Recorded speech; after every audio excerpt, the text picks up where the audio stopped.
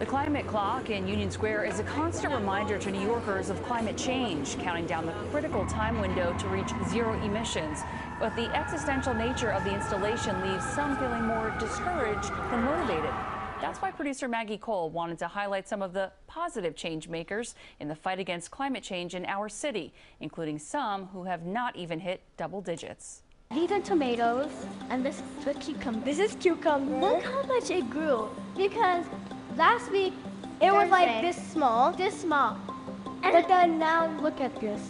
This is just wonderful. The students at PS 147 in Bushwick are proud to show off their hard work in their Hydroponics Lab, a space that grows fruits and vegetables using only water and light. This is Swiss chard, and it's a unique kind of plant because the roots and the vine are different colors. Their school was one of the first in New York to receive a grant from New York Sunworks to set a lab up like this, helping them learn how to grow from seed to harvest in a new way. We bring hydroponic technology into the classroom to teach sustainability science and climate education to students from kindergarten to 12th grade.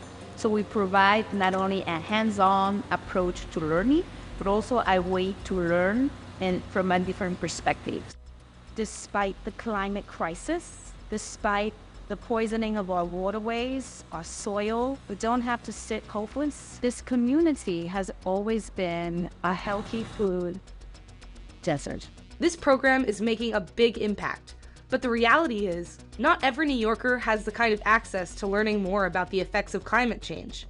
New Yorkers don't all feel the effects of climate change in the same way. This increased variability and extremes that we're having from climate change are disproportionately going to impact low-income communities and predominantly Black and Brown communities. Joanna Lawton is a project manager at Rebuild by Design, a nonprofit organization that works to plan for the future with communities that are disproportionately affected by climate racism, among other things. I always say that there's no such thing as a natural disaster.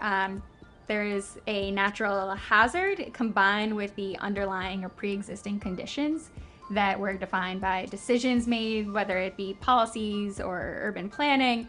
And so when a climate shock or stressor occurs, we inevitably end up seeing these inequities magnified. From the data provided by Rebuild by Design and the CDC, we can look at how the various counties within the 5 boroughs compare to each other based on the county's social vulnerability score, as well as FEMA's financial obligation to each county in the event of a natural disaster.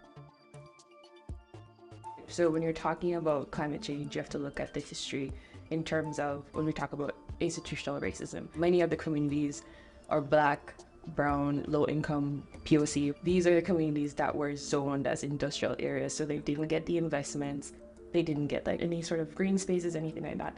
And so a lot of those polluting facilities are located in these communities where our schools are. Align NYC is a community organization trying to ensure New Yorkers have access to a clean environment to live, work, and go to school in. Our schools are buildings or areas that are on the front lines for, climate change. So when there's a flood or when there's, like extreme rain, earthquake, anything that happens, it's our schools that tend to be impacted. But also the infrastructure within those schools haven't been invested in for years. Though this all may feel daunting, there are small things everyone can do to help solve this problem. It sounds cliche, but every little thing really does help. I think at the sort of like surface level, there is understanding what's happening. To take it another step further, getting involved in your civic engagement and local politics is tremendously important. Our goal is to reach every single public school in New York City. And then getting that zero emissions, like removing those polluting sources that are being used in our schools,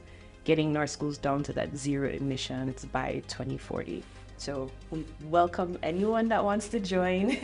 Doesn't matter whatever, if you're a teacher, you're a student, you're a parent, we'd love to get every and anyone involved. As for the kids at PS 147, they're laying the foundation for hope, one hydroponic tomato at a time. Cucumbers are technically a fruit. Tomatoes, everybody knows it's technically a fruit. Like watermelon, because watermelon is not really a fruit. Yeah.